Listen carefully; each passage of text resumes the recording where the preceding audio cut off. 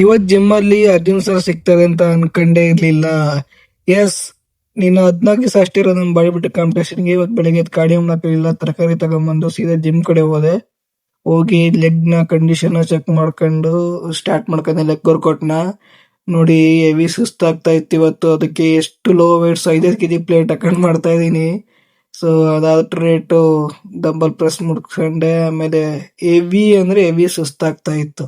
ಅದು first variation ಮುಗ್ಸೋದಕ್ಕೆ ಸುಸ್ತಾಗೋಗಿತ್ತು. ಆದ್ರೂ ಬಿಡದೆ ಲೆಗ್ ಪ್ರೆಸ್ ನ ಮಾಡದೆ, ಬರೋ ಲೋ ವೇಟ್ಸ್. ಅದಾದ್ಮೇಲೆ ಇನ್ನ ಸುಸ್ತು ಎಗ್ಗ ಮುಕ್ಕಿ ಹೊಡಿತು.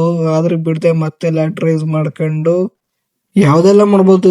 ಈ ಲಂಚಸ್ ಮಾಡೋದೇ ಕಷ್ಟ, ಯಪ್ಪ ಸಾಕಾಗೋಯ್ತು. ಅದಾದ್ಮೇಲೆ ಬ್ಯಾಕ್ ಶೋಲ್ಡರ್ ಪ್ರೆಸ್ ಅಷ್ಟೊತ್ತಿಗೆ ಅರ್ಜುನ್ ಸರ್ ಬಂದು ವರ್ಕೌಟ್ ಮಾಡ್ತಾ ಇದ್ರು. ಅವ್ರು ನೋಡ್ದೆ. ನಿಮ್ಗೆಲ್ಲ ಗೊತ್ತಿರುತ್ತೆ, ಇವರು ಸೀರಿಯಲ್ ಮತ್ತೆ ಸಿನಿಮಾದಲ್ಲೆಲ್ಲ ಆಕ್ಟ್ ಮಾಡಿದ್ದಾರೆ. ಮಹಾದೇವನ ಪಾತ್ರ ಹಾಕಿದ್ರು. ತುಂಬಾ ಚೆನ್ನಾಗಿ ಸೀರಿಯಲ್ ಮೂಡ್ ಬಂದಿತ್ತು. ಸೊ ಅವ್ರ ಜೊತೆ ನಿಂತ್ಕೊಂಡೆ ತುಂಬಾ ಚೆನ್ನಾಗಿ ಮಾತಾಡ್ಸಿದ್ರು. ನನಗೆ ತುಂಬಾ ಅಪ್ರಿಶಿಯೇಟ್ ಮಾಡಿದ್ರು. ನನ್ನ ಬಾಡಿ ಫಿಸಿಕ್ ನೋಡಿ ಚೆನ್ನಾಗಿದೆ, ಚೆನ್ನಾಗಿ ಮಾಡಿದೀರಾ, ತುಂಬಾ ಇನ್ಸ್ಪೈರ್ ತರ ಮೋಟಿವೇಟ್ ಮಾಡಿ 4 ಮಾತಾಡಿದ್ರು. ತುಂಬಾ ಖುಷಿ ಆಯ್ತು ಅವ್ರ ಜೊತೆ ಕಳೆದ ಟೈಮು. ತುಂಬಾ ತುಂಬಾ ಮೋಟಿವೇಟ್ ಮನುಷ್ಯ, ಹಂಬಲ್ ಮನುಷ್ಯ. ಅದಾದ್ಮೇಲೆ ವರ್ಕೌಟ್ ಎಲ್ಲ ಮುಗಿಸ್ಕೊಂಡು ರೂಮ್ ಬಂದೆ.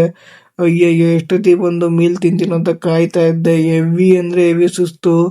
ಅದಾದ್ಮೇಲೆ ಮಲ್ಕೊಂಡೇ ಬಿಟ್ಟೆ. 1-2 ಅವರ್ ಮಲ್ಕೊಂಡು ಕಾರ್ಡಿಯೋ ಮಾಡಿಲ್ಲ. ಅದಕ್ಕೆ ಮತ್ತೆ ಸಂಜೆ ಈವ್ನಿಂಗ್ ಬಂದು ಕಾರ್ಡಿಯೋ ಮುಗಿಸ್ಕೊಂಡು ರೂಮ್ ಬಂದು ಮೀಲ್ನ ತಿನ್ಕೊಂಡೆ. ಅಷ್ಟೊತ್ತಿಗೆ ನಮ್ಮ ಉಲ್ಲಾಸ ಅಭಿ ಊರಿಂದ ಬಂದ್ರು. ಸೊ ಅವ್ರನ್ನೆಲ್ಲ ಮಾತಾಡ್ಸಿ ಕತೆ ಆಡ್ಸಿ ಎಲ್ಲ ಆಯ್ತು. ಇವತ್ತಿನ ದಿನ ಇಷ್ಟ ಆಯ್ತು. ನಾಳೆ ಸಿಗೋಣ ಗೈಸ್, ಬಾಯ್.